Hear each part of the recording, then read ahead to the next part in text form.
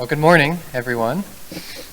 So if you didn't see, we do have handouts over there. You're welcome to go and grab one, or you can grab one on your way out. It has a good summary of what we will be talking about today and some notes you can take home with. So they're just right there on the chair.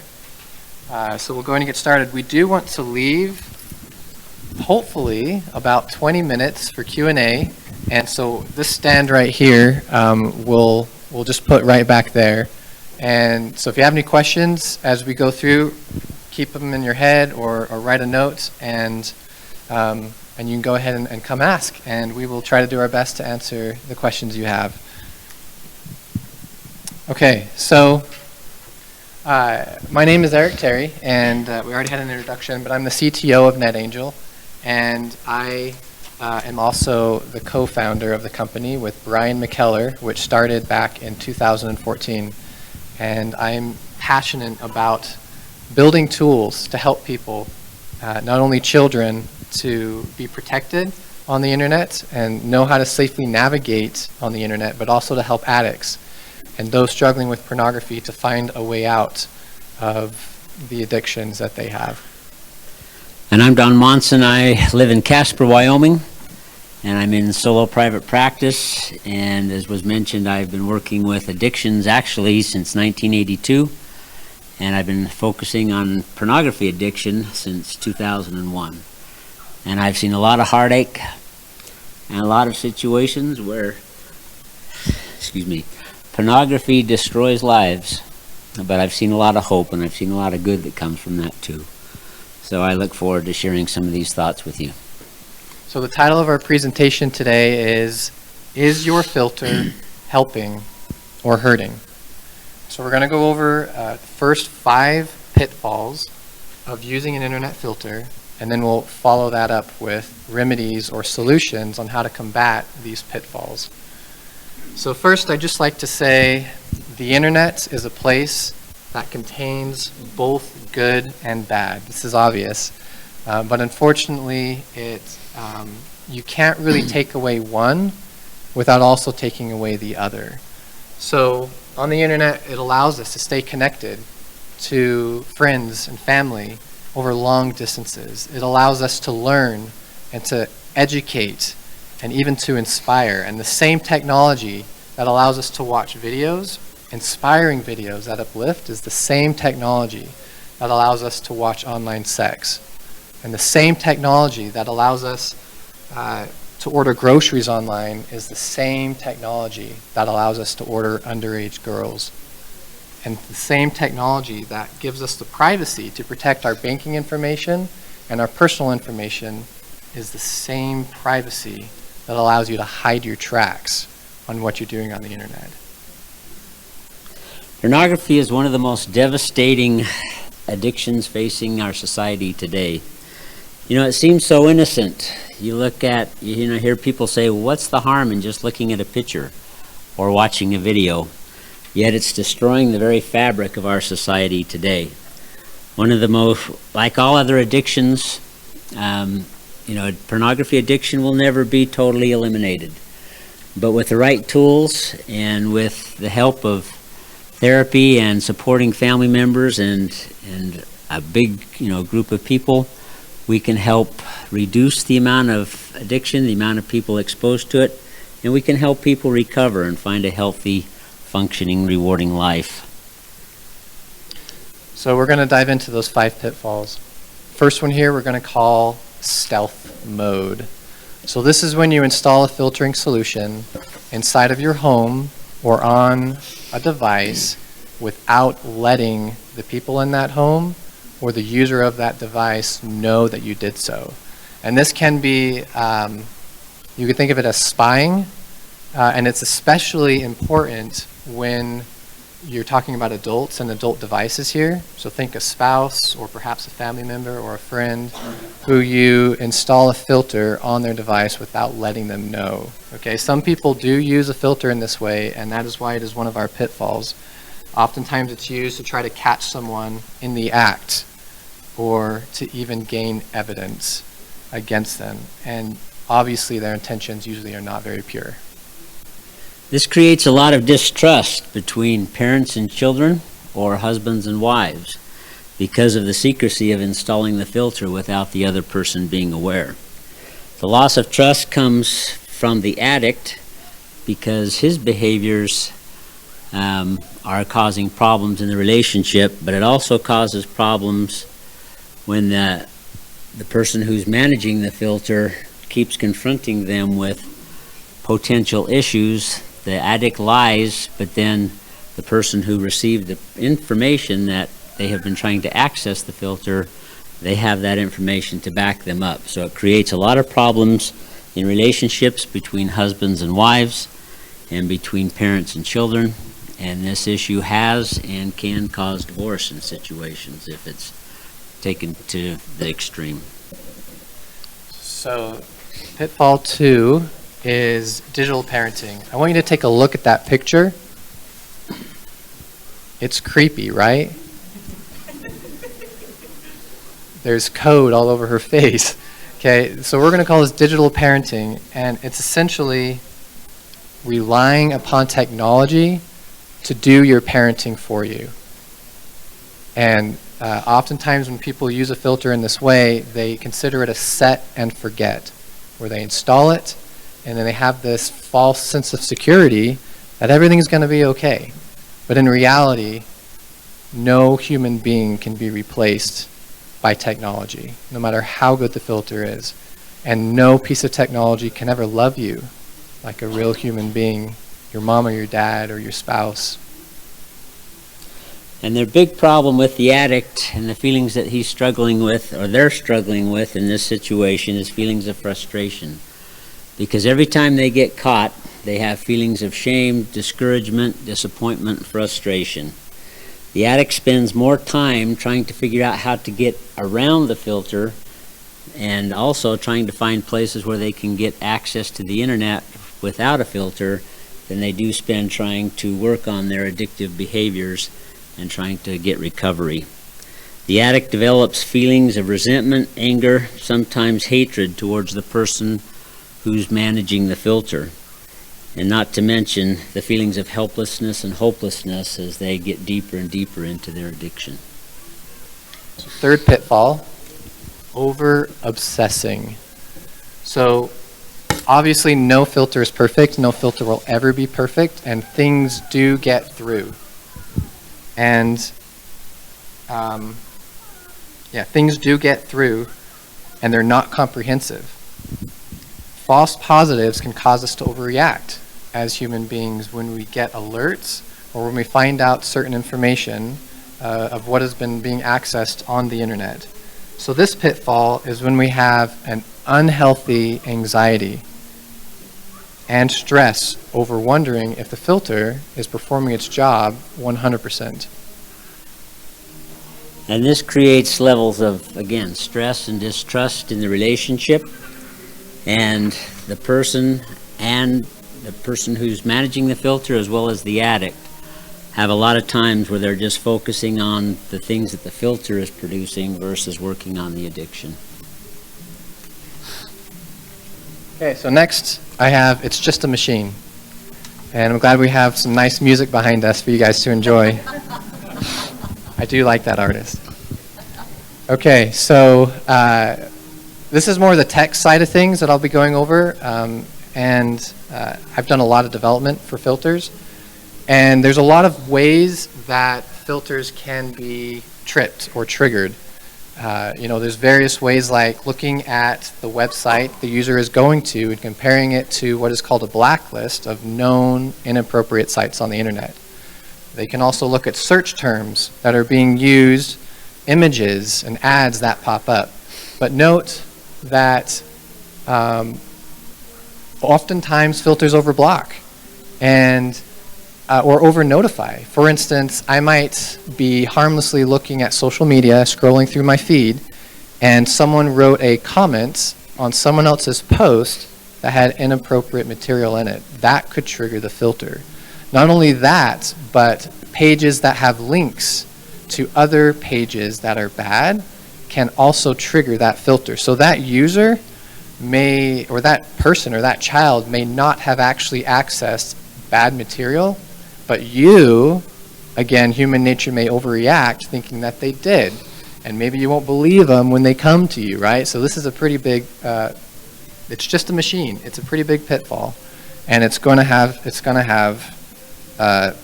be aggressive. You can bypass it. There's no piece of technology on earth that doesn't allow you to bypass it. Hopefully, filters have something so that as bypassing is being attempted, you know about it, but it's not guaranteed. And finally, they're not timely. Oftentimes you have to log in, or you have to look at the daily report or even the weekly report, and it's too late, because when it comes to pornography, especially in small children, every second counts. A filter alone doesn't fix the problem, the root of the problem, which is an empty craving that's inside the addict that is screaming to be filled. There's a need to be, for the addict to experience love, concern, compassion, and support to be able to overcome the addiction of pornography. So I have two questions for you now that we're at this point. The first is, should we just ditch filters? Or should we just ditch the internet altogether? Sometimes I think so, right? But our message is no. In most cases, we just need to learn how to use the tool. And a filter is just one of many tools that can be put in the toolbox for a person's recovery. And it is just a tool, but it needs to be combined with a lot of other tools to help the person to be successful in overcoming their addiction. So I need you guys to bear with me for a moment. We're going to go through some water safety tips, which is relevant here, I promise. But these are 6 tips given to us by an article that Dr. Ari Brown wrote around the safety of water, especially with small children. And I'd like to essentially use this list as an analogy and compare it to safety around the internet and web filters. So now we're going into the remedies and solutions part of our slide here. So the first suggestion she has here for number 1 is be a water guardian. So essentially, actively and visually supervise children near and around water. When it comes to an internet filter, be an active participant in the internet experience. Number 2, teach your child to swim. Studies have found that kids age 1 to 4 who take formal swimming lessons can reduce their risk of drowning by as much as 88%. Avoiding the water altogether actually increases the risk of drowning. Oftentimes, the parent has pure intentions to try to avoid that area altogether, but in the end, it can come back to haunt them, and the thing they were trying to prevent actually comes to pass. When it comes to the internet, we believe it is best to help children learn how to safely use the internet rather than avoid it altogether. Now, of course, this is age appropriate. You don't want to be teaching your kids how to use the internet, in my opinion, at a very small age. But eventually, as the child grows, you give them an opportunity to learn how to swim. And so they don't drown when they're at that moment that something comes up and they don't know what to do on the internet. They risk drowning. Number 3, never leave your child unattended in water. So Dr. Brown talks about, you're giving your child a bath and the doorbell rings. Ignore it. Or your phone rings. Don't answer it. Be there, be present. When it comes to the internet, experts say that handing a smartphone with untethered access, with no training or guidance, and without limits or rules is like handing the keys to the car to someone without driver's ed. Why then would you give a child a device without a filter? I would hope that most parents wouldn't allow their child's girlfriend or boyfriend into their bedroom, a private space, unsupervised. But yet we give the device where they can essentially do the same thing in sexting form on their smartphone. It's a lot of power that's in their pockets. 24/7 hours a day, they can access the hardest core pornography on existence. And we give it to them without training and without anything in place to let us know what they're doing. Number 4, set up fencing or backyard pools. So they suggest 4 feet high, climb resistant, self-closing gates, and a small gap between vertical posts. When it comes to the filter, there should be some measure in place to prevent bypassing that filter or hopping over that fence near that swimming pool that's in your backyard. 5, insist on life jackets. U.S. Coast Guard approved personal flotation devices, not water wings, noodles, or inner tubes. It's not going to save someone. The type of filter matters, so don't go cheap, risking that it won't be good enough to save them. And no, filters won't save them. So it's a tool that assists in your job, just like an approved personal flotation device is. And finally, for 6, learn CPR before your child is drowning. Because it's too late when they're in that water. You need to know what you're going to do and how you're going to respond when it happens. And in the moment, because every second counts. Now let's talk about some positive ways filters can be used to help people and their loved ones. The first one is it teaches children and adults self-control. The older and more mature a person is before they are exposed to pornography, the better chance they have of developing control and the ability to choose whether or not they want pornography to be a part of their life.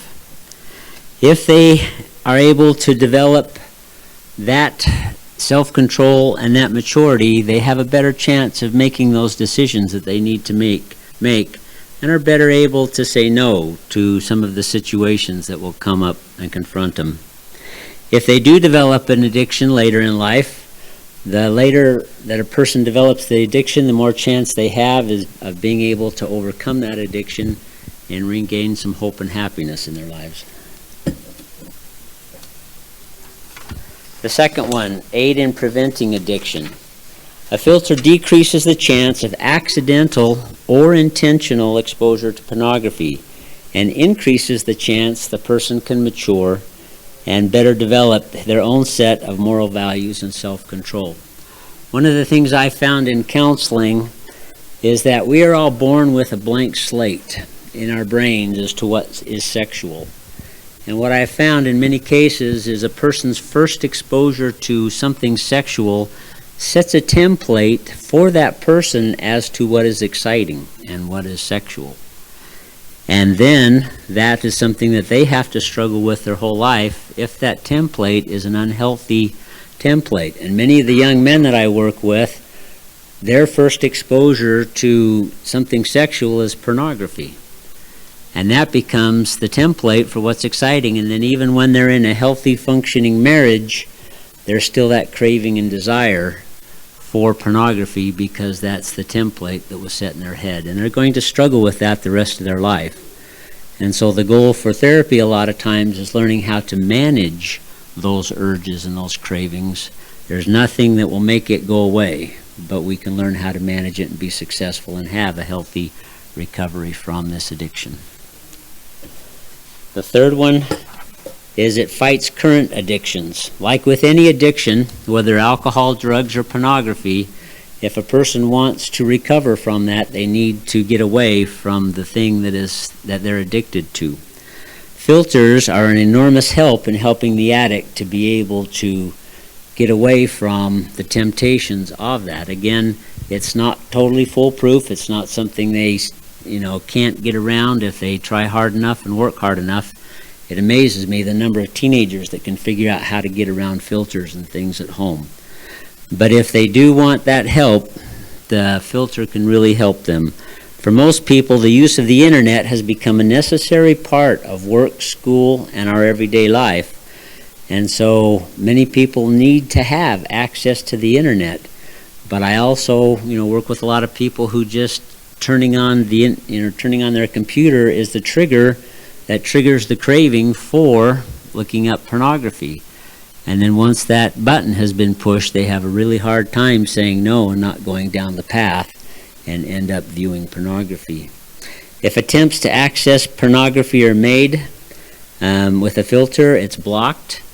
And with other filters, there is a note or a notice that's given to an accountability partner letting them know that this person tried to attempt to access pornography. And then that gives the accountability partner a chance to talk with the person who's struggling with the addiction, and they can talk about it and work through things a lot more than just confronting them and getting on their case. It becomes a therapeutic and a healing process between the two people. It facilitates open and honest communication between the addicts and their loved ones. And so when the filter does report that there has been an attempt, it's important for the person who's managing the filter, we call it that an accountability partner, for them to be able to visit with and in a loving, caring, supporting way, spend time talking and encouraging and helping that person. Sometimes therapy needs to be involved, and it can be a time when a person is referred to therapy to get help if they're struggling with that. But it is a very important tool. Again, it in and by itself is not the cure, but with a lot of different things, it's very possible to help addicts to recover. So we're going to go over 5 remedies, or how to use your filter in such a way that can help rather than hurt. 1, constant and consistent. When you install a filtering solution, your work is not done, but is just beginning. You're signing up for a journey. It's not a set and forget. And that journey is helping either teach your kids to navigate the waters of the internet safely, or to help an addict out of their addiction. Transparency is just the opposite of the stealth mode that we had talked about earlier. It's strongly recommended that once a filter is purchased, that a discussion is had before the filter is installed to talk about why the filter was purchased, what the filter is to accomplish, and what will be reported to the accountability partner when notices are made that the person tried to access pornography. Number 3, timeliness. So we believe that a filter should be relevant and let you know what is going on in a very timely, even instant manner. Not later that night, not later that week, but let you know so that you can do your job as a parent rather than allow the technology to be the digital parent. And accountability is a very important point and part of helping someone who is struggling with an addiction to recover from that. They need to be held accountable for their behaviors and their actions. So it's important to sit down, most importantly ahead of time, to define what is appropriate and inappropriate sites. What is acceptable as far as searches, and what will happen if there is a notice given to the accountability partner that an attempt was made to access pornography. One of the best wording approaches for this would be, if you choose to search inappropriate sites, then you have made a choice to receive the consequences, whatever the consequences are between the accountability partner and the person struggling. This approach has the best chance of encouraging them to accept responsibility for their behaviors. Inappropriate behaviors and resulting consequences need to be very specific, clear-cut, and agreed upon in advance by all of the parties involved. Then if the rule is violated, and all the accountability partner needs to do is say, I have to respect your decision to accept this consequence. All right, number 5, and the last remedy we have here, is connection and conversation. filtering solution should, in our opinion, promote and encourage and facilitate healthy conversations and deep connections without shame. I have a quote here that I'd like to read that is by Glenn Paul. He's a writer of a blog post on our website, NetAngel. He is also an author of a book, and that speaks about his journey through his pornography addiction and on to his recovery. So here it goes. For me, pornography was the solution for lack I felt.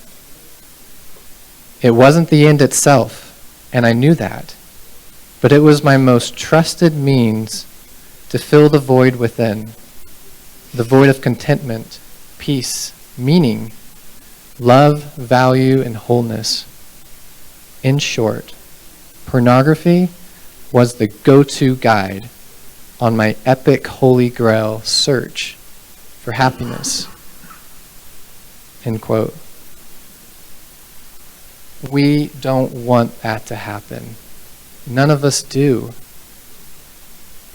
Pornography should not be the replacement for real human connection.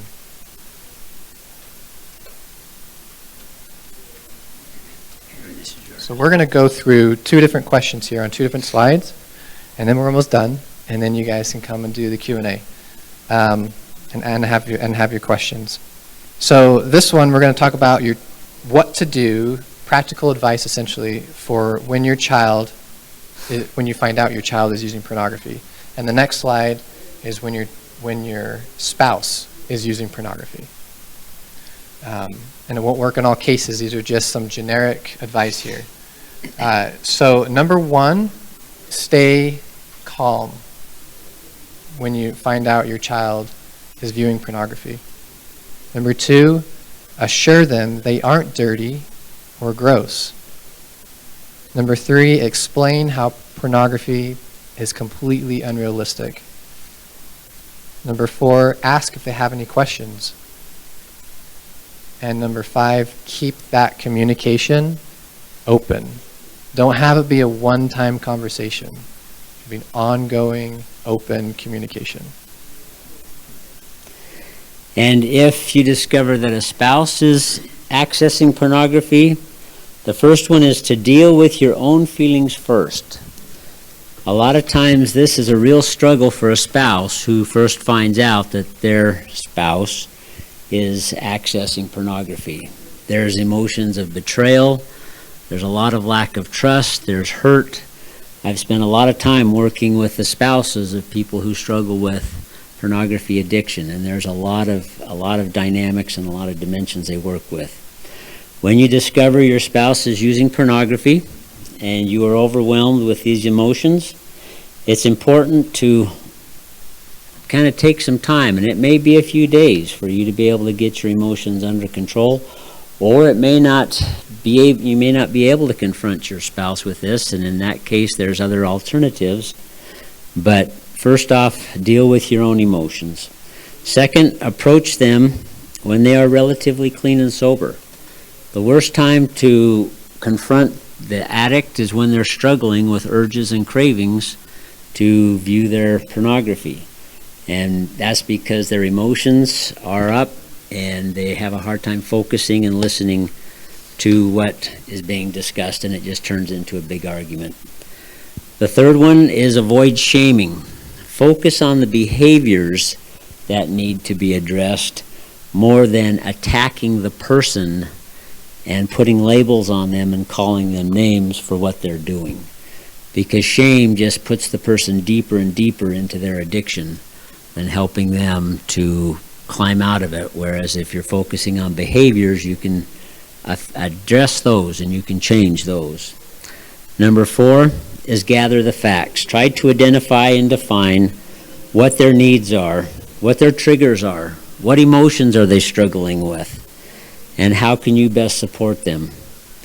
Number 5, offer to be of assistance. Let them know that you're committed to help and support them the very best that you can, but they need to let you know what they need you to do to be able to support the addict, to support them with that recovery. And 6, thank them for trusting you enough to share.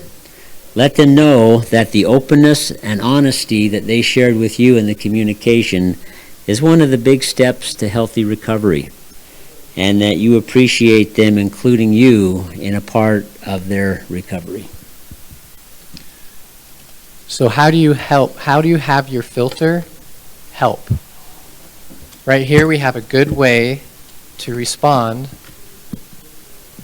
This is taken from a NetAngel customer, a real customer of ours, who wrote this email to their adult child.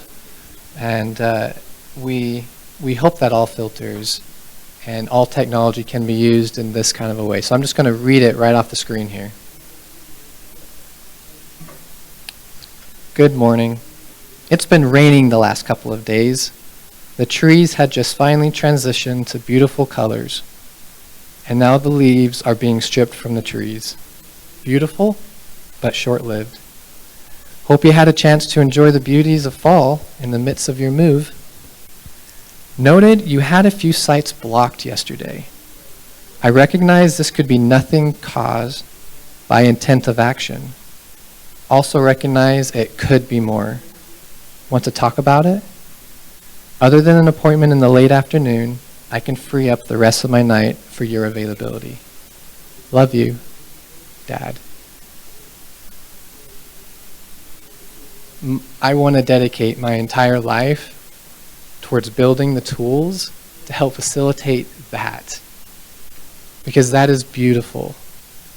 And I hope that all of you can be able to have the tools you need and trust and handle your own emotions to be able to talk to your spouse or your child or a loved one in that way that builds healthy conversation and communication, that can help children to avoid the dangers of the internet, or at least know how to navigate around those dangers to protect them for as long as possible in their innocence.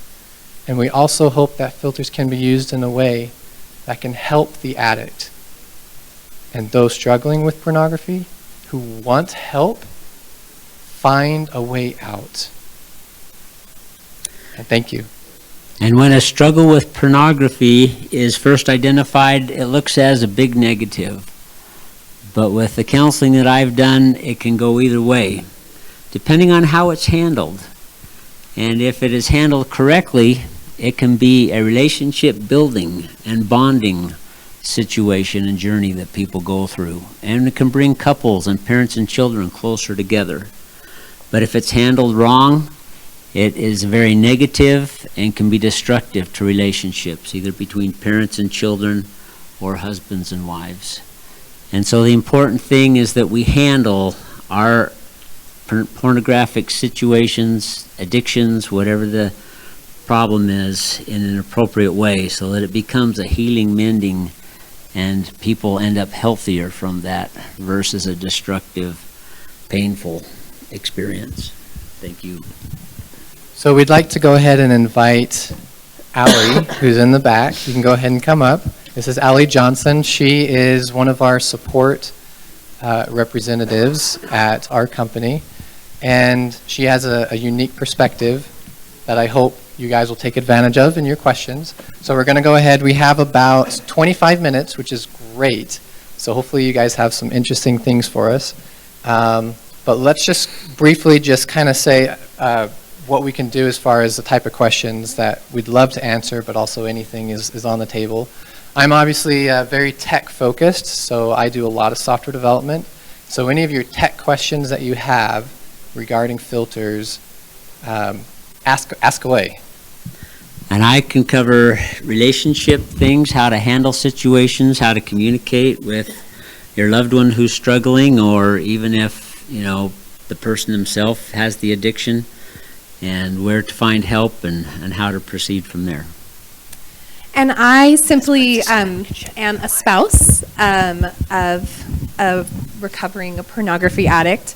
That's why I feel sometimes my view can be a little more unique to just identify with some of you guys and the different experiences that you've had. I also have a lot of opportunities with our customers. I am our customer service manager. And I have a lot of interaction with people who have an addiction themselves or a spouse, and they just want to know how to handle it and how to respond. And so that's what I do. Okay, so make sure your mouth is close enough to the mic that we can all hear it, but it's open. You can go ahead and come up to the mic. Can you go back a few slides? I couldn't write down fast enough the revenues for children. We also have a handout that lists all of those It for does, you. okay. Oh, does it not? Oh. Okay, I lied. Okay, thank you for correcting us. Which one? The children. That's it? Okay. We also, just for your information, both of those slides are full-blown blog posts on netangel.com/blog. So there's a lot more content and meat for each of those points. I have a question. So I'm a therapist. I work with children, and families sometimes have a hard time finding filters for finding something that's going to work well. What recommendations do you have for like them researching and finding something that's going to work well for them? So I'm not a believer in one filter that fits the box completely. Even my own filtering solution that we've developed here is not going to be the solution for everyone. So as far as the criteria for what to look for in a filter, I would say those 5 remedies or solutions would be a good place to start. How easy is it to get installed on all your devices, and how easy is it for you to glean the information you need to assist you in doing your job, right? Doing your task, and assisting in either protecting children or adults or whatever your situation is. So I would say, is it timely? Is it relevant? Can you get the information you need? Does it have basic protections of does it let you know, or does it notify you when someone's trying to bypass it to get around it? Hopefully some of that helps. But yeah, there's no one filter. As far as technology goes, there is also different types. Some of these will be some words if you want you can write down. There's VPN filters, which do a really good job of being comprehensive, looking at large portions of the page and scanning content, and oftentimes those that scan the entire content through VPN or proxy, etc., have overblocking. So if you have something like that, just be aware that it could overblock. DNS is another one that you guys can look up. DNS is just the blacklisting. So when you go to a site, it'll just compare that site with a pre-known list of blacklisted sites, which obviously has the disadvantage of, if it's out of date and a new site came up today, it's not going to be on that blacklist. There's other technologies, but I'll leave it at that unless you guys have more questions around it. Thanks for your presentation so far. So my question is, I've got 5 children, 8 and under, and they're just getting to the age where, right now it's mostly just Netflix, but they want to start watching YouTube videos. And the only filter I've got was Circle, and and it could be just lack of technological savvy on my end, but it was just blocking certain sites. And so to me, it was like, well, what if they went to a random site that I didn't even know about? And then also like YouTube. So if you block YouTube, then they can't watch their fun little shows that are clean. So is there any advice you have, or does the filter through NetAngel or others allow you? Because what I'm worried about is they're watching a clean YouTube video, and we're right there with them, but then a few clicks, and then all of a sudden they're into a dirty one, right? So is there any filter that can prevent that from happening? There are websites out there. I think one's called Clean YouTube. Does anyone know it? Is it clean? It's like cleanyoutube.com or something. And what they've strived to do is have all the content available on YouTube served through that site without the garbage, right? And without the autoplay. Because that's the big thing about YouTube is you watch, you as a parent go do something else, and it has another suggestion, and there's even been TED Talks on those algorithms and how they they are tailored especially towards kids' brains, and they click on and they keep going, and now they're in dark stuff that's talking about masturbation, right? So YouTube via DNS has the ability to basically enforce safe mode, where it does its best it can. YouTube is owned by Google, so Google does the best it can with its own filtering solution to not show you inappropriate videos. Obviously, it's not perfect, and there's two different settings, a strict setting and a moderate setting. Many filters out there will allow you to do that. Just look. Does it enforce Google's safe mode? Does it do that for YouTube as well? And if so, and it uses DNS to do so, then you can toggle those settings to help. So when we're looking into a filter, we're going to look at, okay, does this have a DNS option? Is that what I would look more for, does it allow you to toggle safe mode on YouTube and Google and Bing and other sites? Okay. I think I'm getting it wrong. What is it? Safe mode? Safe? It's safe search. Safe search. Yeah. Wow. There you go. So safe search. Look for that, because most likely they're not, or restricted mode. Most likely they will not probably say specifically DNS unless you actually look more into the technology, because a lot of people don't know what that is. Yeah. Right. Okay. Thank you. Do you mind if I say Yeah. And Ali let has. me- and let me talk about the human side of that for just a minute real quick. There's a concept out there called social inoculation, and where you have several kids that are reaching the age that they're wanting to start doing that. Their exposure and accidental exposure to that is just going to happen. So to really help them, what you need to do is inoculate them from these kind of things, in a sense, just like you would inoculate somebody against a disease. And you sit down with them and you talk about, what did you just watch? How did you feel? What's acceptable? What's not acceptable? What do you need to do next time something like that happens? So that they can know how to handle those situations. And they can know that, okay, this is not acceptable. We don't need to watch this. Because, I've heard a lot of different stories where little kids will go up to somebody who's smoking and say, you're not supposed to smoke because it's not healthy for you. Well, that's social inoculation, and this can be used for this concept also, is teaching kids what to do when those come across, how to avoid them, but help them to feel some control also of what to do, and that you're there, you're willing to talk with them, and you're open, and it's not going to be getting upset, but having a discussion with them. I'll be brief. I know we have other questions. Something that this is a personal decision. I also think this is a really big part of what we believe is that human connection and intervention. We, again, personal choice, we don't watch YouTube at home because the decision I've made to be an active participant in my children's viewing experience of the television is, if I can't sit and watch it with them to make sure it's okay, they don't watch it. If we're watching Blippi, anybody? No? If we're watching Blippi, they can watch that on YouTube, and that's great. As soon as I leave the room, it's turned off, whether it's on TV, a tablet, a phone. I think that's part of being an active parent. So that's, again, another part where a filter is great, but don't let that pitfall come in to rely on the filter to do that part for you. Thank you. I think that leads into my question a little bit.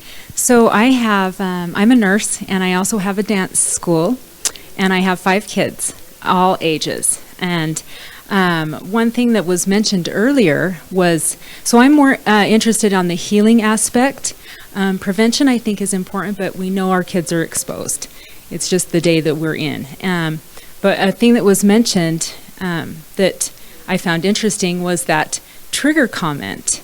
So my question is there ways to desensitize our kids to the point where that, turning on the computer doesn't elicit triggers in myself or in them to create a more healthier environment? Because I think I've been a little bit like this friend here, a little on this extreme to where, no YouTube, no. And I think sometimes that does create a fear or a heightened trigger. Any thoughts on that? Well, I spend a lot of time when I'm working with my clients on identifying what their triggers are. And there are ways to desensitize, but before they're desensitized, some of the important things to do first is to define them and identify them. Then, if a person knows what their triggers are, if they have the opportunity to anticipate this trigger is going to be coming up because of a situation I'm in or whatever it is, they can start to prepare their minds already that there's a chance I could be exposed to this because they know this trigger is coming. If they don't know that trigger is coming up, then a lot of times what they do is we talk about how to approach that once that hits. Because a lot of times they'll get into that, they'll feel the trigger, they'll feel the craving and the urge, and then we talk about what do you do with those urges? Where do you go? Who are you with? I work a lot with, teenagers, and they'll hit a trigger, and I'll say, the first thing you need to do is go get out in public. Be somewhere where there's somebody, because you're not going to follow through with that. And I heard, many years ago that with any urge or desire, if a person can bear through it for 15 to 20 minutes, that urge will go away. And a lot of times people feel that this urge is just going to be here forever, and I guess I'm going to have to give into it to get rid of it. But you don't have to. So, if you can know what the triggers are, you can anticipate what they are, when you're going to be exposed to them, and then also have a game plan of what to do if that trigger hits and those cravings and urges start. What to do with that. And then the desensitizing part is the more a person can have experiences away from the trigger, then the less strength that trigger has. Just let me give you an example of, let's just say turning on the computer, and that's their trigger, and the more incidences they have of turning on the computer, going to an appropriate site, using it the way they need to use it, and then turn it off, and they don't go into that, every time they do that, that just builds a little bit more for, desensitizing them to that trigger. Excellent, very good. I have a technological question for Mr. Terry. Thank you for your time and appreciate your presentation today. My question has to do with all filter solutions. And when you apply them, typically you see a drastic decrease in your bandwidth speed. So while that doesn't matter for some that have like gigabit, we have a lot of families that are in rural situations, and that can really impact the overall internet experience. That's my first question. And the other one has to do with VPNs. And does your product use a VPN? Our iOS solution uses a VPN, and so does our Mac solution. Yeah. Okay. So we partially use it. So I've used the Circle that was mentioned earlier. My kids hated it, which was a good thing, but the VPN would conflict with the school district network, and it was a problem. So when the kids got to high school, oftentimes they couldn't even use their device for legitimate schoolwork because that VPN was having a conflict. That's my second question. Thank you. Yeah, if you could stay there. Okay, so bandwidth was your first question. Do you work with a group? You said families in rural. Is this for you personally, or is this a question? This is for me to take back to a church organization. Okay. Thank you. Thank you. Okay, yeah. So there's different technologies. Some are a lot more abrasive on the network and can cause a lot more slower speeds with bandwidth. I know our original VPN solution would knock you down to about 15 megabits per second, even 10, which obviously is not happy when you're a gigabit customer on your ISP, right? VPN, by nature of VPN and the technology it uses, is gonna slow it down, no matter what. So if you see a solution that does that, just be aware it's gonna slow down your internet. For a lot of people, it's worth it. It's worth slow internet in order to get the filtering protection they need. DNS is going to be, and proxy as well. Proxy will most of the time be slow. There's also inline filtering, where essentially it doesn't use like an acronym like that, but it just does filtering on the device itself. Most of the time, that kind of filtering will be fast as well. DNS, by nature of DNS, is a very fast service on the internet. And that's going to be your top bandwidth performer. In fact, it shouldn't affect it at all. So if you use a DNS solution, if you have gigabit, you should have gigabit internet filtered. Okay, so the second question, yeah, I mean, I think every VPN, like I said, is probably the worst as far as it may not work in schools or churches or other networks. Most likely it will on your home. But even DNS, surprising enough, some internet service providers in some areas block DNS from working, or they hijack it to use their own DNS servers. So it's kind of a tricky thing because you may have to just trial and error, right? Try Circle, okay. Well, you said it didn't work on the school network. Okay, well, try another one, right? Try another one and try to mix and match your technologies until you get it right. Because we have no claim also on our filter that it's not going to not work on someone's network. Thank you. You're welcome. So we have about, I believe, 3 minutes left for so you might be the last one, might be one more after that. I'll be quick. I just have a comment. For those of you who have additional technology questions, we have several technology experts just right outside this room standing at the tables, and we'd be very happy for you to come talk to us anytime during the conference. Thanks. Thank you. I appreciate that. I should have brought that up. That's great. Okay, a little lower. Can you hear me? Okay. This question's for Dawn. I have 3 daughters, and even though they've been raised in the same household, they're very different from each other. My 14-year-old and 6-year-old seem to be addicted to technology in general, and my 13-year-old doesn't even faze her. And I'm wondering, how do we teach them self-control or prevent, I guess addiction's already present, but how to prevent that, I guess. Okay, well, let me use this one.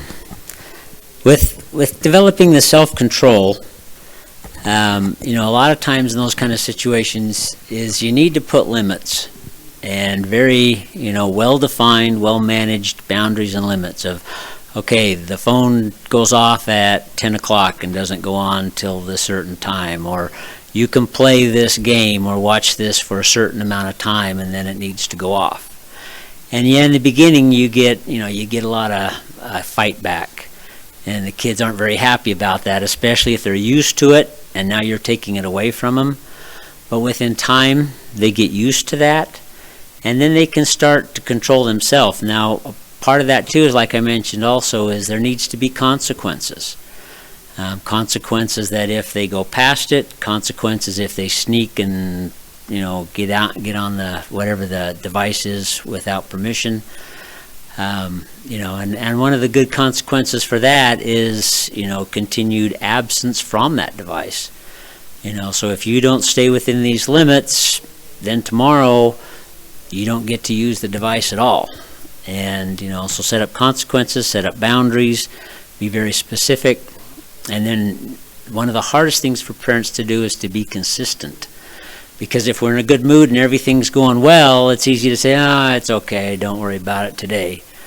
But we need to be very consistent with that, because they watch that and they recognize what's going on. So, setting up rules, consequences, and visiting with them, and having a good conversation with them and why it's important. What are the dangers? What are the potentials? And a lot of times they kind of poo-poo those away in the beginning, but it's important for them to know that these kind of things could happen. Thank you. Anything else? Okay. Yeah, okay. Well, I just wanted to share, first of all, thank you for that wonderful presentation.